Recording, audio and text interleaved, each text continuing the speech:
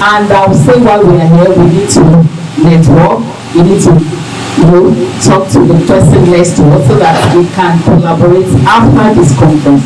Professor Molupe Adebo is the current and first female president of the Rural Sociology Association of Nigeria, established over 30 years ago. She is a member of the Board of Trustees of the Children and Youth in Agricultural Program in Nigeria, CYIAP. She is an associate editor of the CYIAP Journal and editor-in-chief of the Journal of Development Studies. She started her academic career at the University of Agriculture, now it is a state university, EXU, in 2006 as a lecturer too, and rose through the ranks to become a professor in 2018.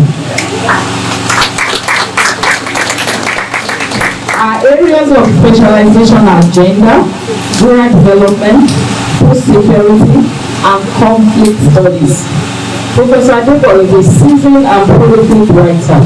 She has written 4 books, co-authored 6 books, and published over 70 articles in reputable journals and conference proceedings locally and internationally. Please now welcome.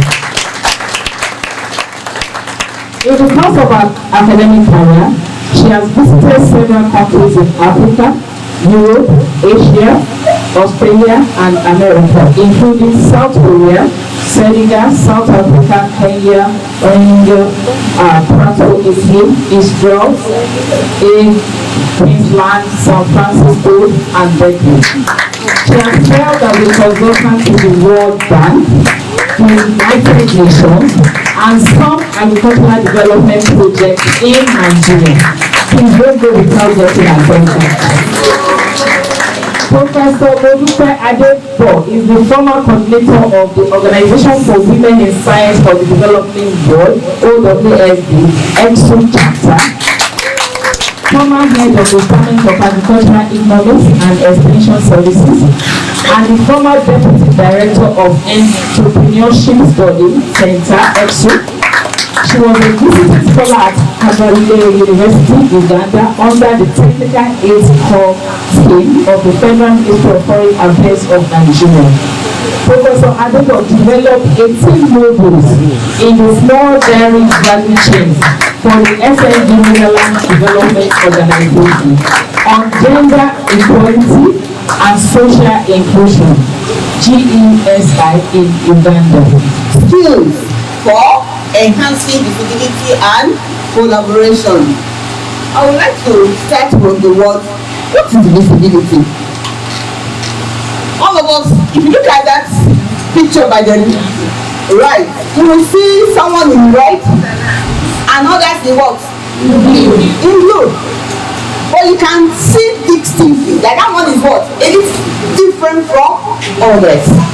So visibility in the academic profession refers to the degree to which an academic work, contribution, and presence are recognized and acknowledged by their peers, the academic community, and the public. You know, the extent to which people can see you. All of them, we are so many in academics, several. But you must stand out. So visibility is talking about standing out in a congregation, in a crowd, being seen, being known in a crowd is what is called visibility, especially in the academic profession. Visibility is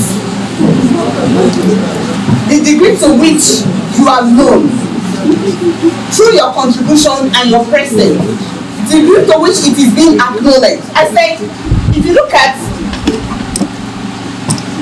the first slide I showed, there was a picture at the center. But shortly is talking about support. So collaboration in academics is something that is encompassing, and it requires, you know, a joint effort, not just one person's effort. It is the bedrock of innovation. For you to collaborate, you want to bring about innovation, you need to collaborate. Collaboration can Catalyzing innovation by bringing together collective intelligence, creativity, and resources needed to tackle complex challenges and drive meaningful changes.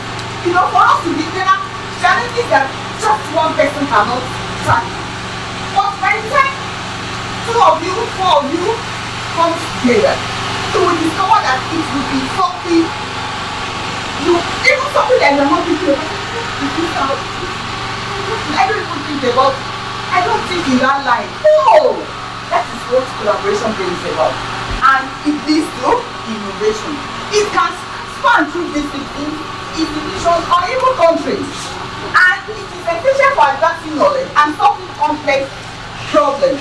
It enhances the quality and impact of academic work. If you want your work to be of quality, you need to collaborate. And what is the significance of visibility and collaboration?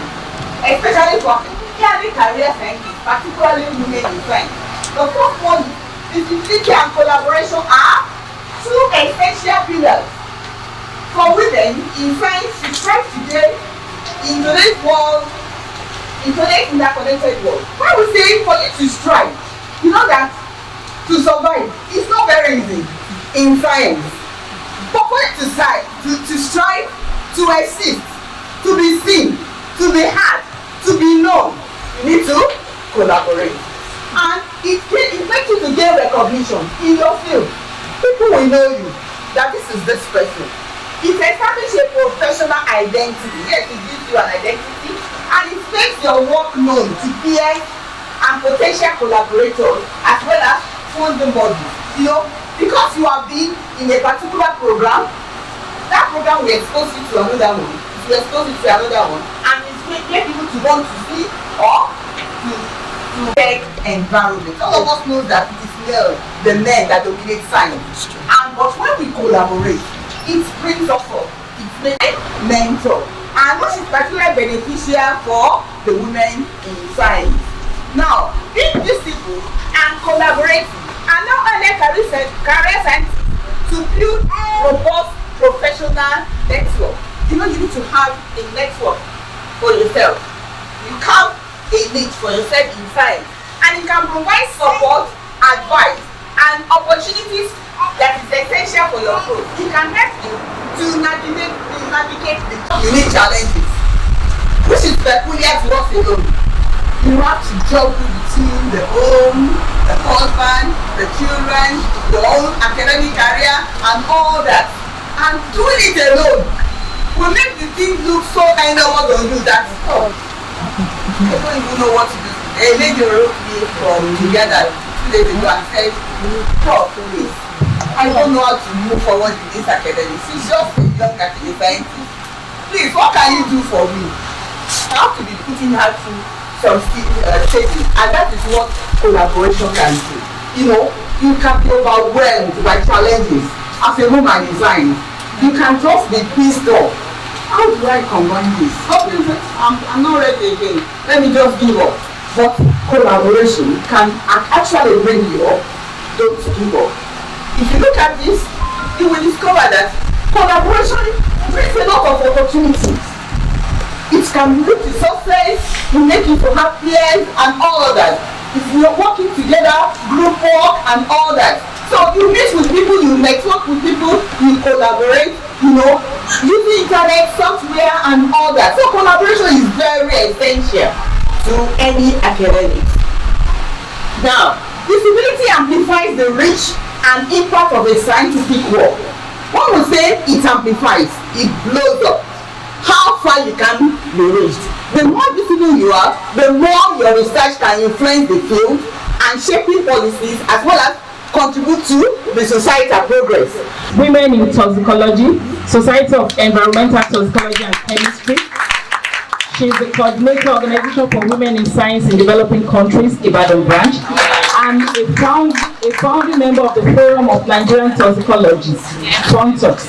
Professor Adiogun is the immediate past president of Toxicologists of African Origin, a West African coordinator, Society for Risk Assessment, Africa, and the coordinator organization for women in science for developing board Ibadan branch. She has supervised 5 PhD and 76 MSc candidates, authored over 80 scientific publications in highly rated peer-reviewed journals with an H index of 24 and high time index of 42, 1,489 citations, and she's a reviewer for several journals. Please let's give a round of applause for Professor Aimadu. To help with skill development and networking and connections. And you need mentors whichever stage of your career you are in. I'll give you an example. I was a reader. I was an associate professor when we were working on some molecular aspects of fish, which we could not do because we were limited in equipment issues. And I went to Society of Toxicology meeting. We're struggling with it. There's an adage in Yoruba land that says that the child that hits the hand, the shoulder, is the person that you are going to climb. Because that child has shown you the direction in which the shoulder should go. And that's mentoring for me. Because we had some preliminary results about what we had, the mentor was happy with the fact that we could do something from Nigeria and get information on Nigerian species. My group and that mentor now, we have over 23 publications in SEO. So your mentor, based on your concept of what the relationship should be, can introduce you and can make you reach other countries. Why is it important? Like I said, science, research, whichever area of research you are in, is craftsmanship. You need to be better at your craft. And that's why you need them to do the extra for you. You need to boost mentoring.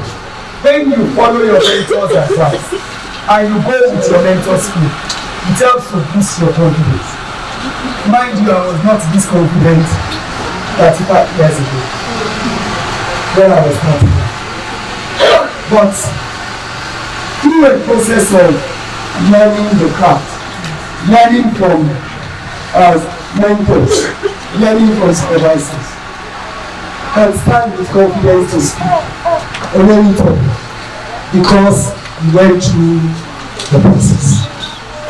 There is a process for mentor, both for the mentor and more for the mentee. Let us be ready to be guided so that you can boost your self-confidence, knowledge of the subject matter, and be able to support another person. It is like support, you give another support. Something is put into you so that you can put it into other people. The cycle of progress continues because mentoring is a cycle of progress. Like I said, networking opportunities. What are the types of mentoring we have? We have group mentoring. This picture came from our initial meeting today. During registration, where people were guiding people to register. That is mentoring. You can have multiple mentees simultaneously. When you have a lot of people, we are talking about, the analogy of the snakes and the broom. When brooms come together, they sweep better. When you have a group of people with diverse opinions, they make research more robust. The 21st century research has gone beyond just saying, my research agrees with this, agrees with that, and that is. We are talking about research that solves societal problems. And that means that it must be multi-dimensional. It must answer questions at the right time. So we need diverse perspectives to be able to do that. And that helps with efficient knowledge sharing and makes network building more profitable. Group mentoring helps to reduce individual friction because less individual affection tension resolves conflicts. if I'm going to meet with 20 mentees, it is not likely that I will see some fine details. And some mentees will hide under the ones that will cover the, what do you call it, the little drawbacks. Because some will cover the other. But when we are doing one-on-one mentoring, everything is laid there, and there may be conflicts that way. But everything has its own good side too. Because when you are doing one-on-one mentoring, you get more attention, and it helps you to build better. Reverse mentoring. This is the 21st century. It's a digital age. Some of us are still mini analog. I can't read your paper if it's not printed. Because I see a lot of things when it's printed. When I read it online, it's a bit difficult. Because when I'm reading a printed material, and I'm sure the national chairperson will agree with me, when I'm reading printed material, I put lines, I put a place where I stop, I go back to check. It makes the reading more robust and the contributions. And that is why we need the younger generation too. Like the lecture I go to 100 level students in theology, I call them the Gen Z generation. And they told me that we have Gen X now. We gone beyond Gen Z. Now we are dealing with Gen X. So we have to consider reverse mentoring, because you have to teach me how to do all those things and teach us too. When I tell my students I have my phone, I'm sure I can only do 0.5%. Make a call, check Google, and I'm done.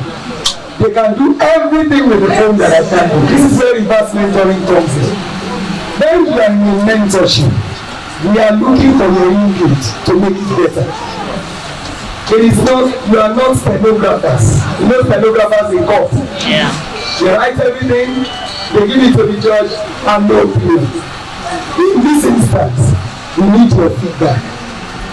And that means that when we discuss a concept, look for the angle that makes it better. Come back, and with experience, you can make it best. I hope you understand my concept. Yeah. It helps to overcome traditional hierarchies. I'm still learning to read everything online.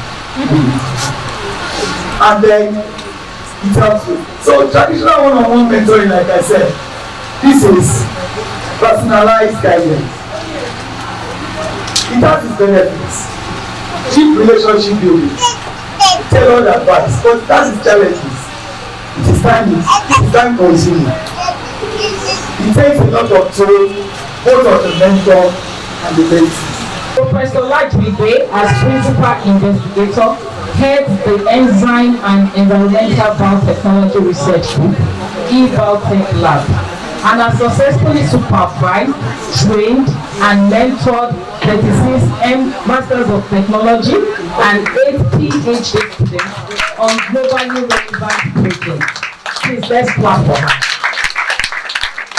Our research group has made significant contributions to structure-based drug design against HIV, microbial enzyme production, bioenergy, and environmental bioremediation with over 50 publications with 905 citations.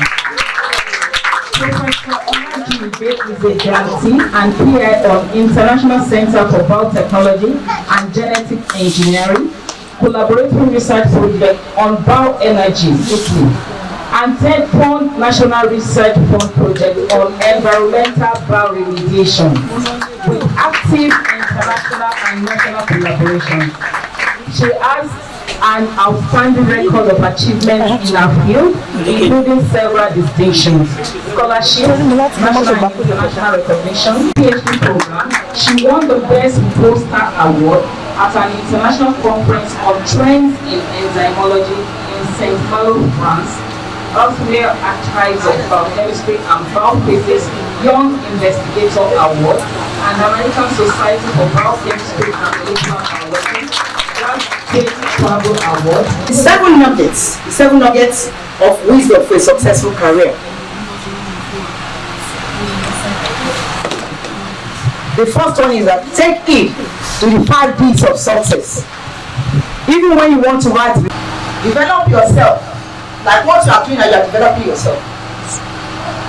When we're reading my profile, I remember my first, the award, an international award, the second one that I had was during my PhD. And like any of you, I just went for that. I went for that conference, not with the intention of going for competition, but I made sure my poster was globally relevant, and it was the best I could present. At the end of the conference, they said they didn't plan for a poster presentation. That means they didn't plan for a poster competition, but they went around and they saw that 2 posters, one from Harvard, one from Trieste, Italy, won the best poster awards. And when they mentioned my name, I couldn't even stand up from where I was because I was only flat there. But I put in my best. I didn't smile. But look at what it gave me.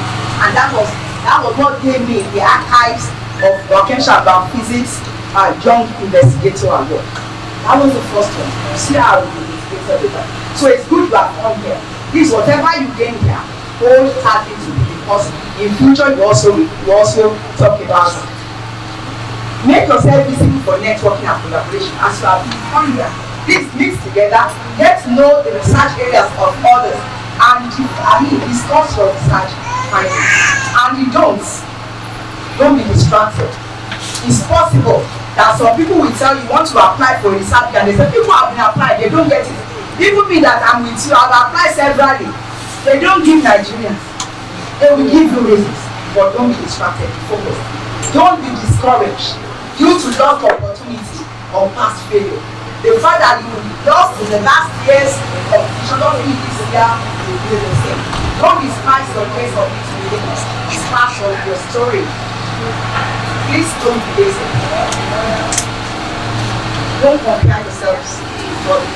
You are unique better. Don't give excuses for your inefficiency. Don't accommodate fear. Don't be anxious. Don't procrastinate. And by the time you do all this, with God's grace, you will see that you achieve your goals.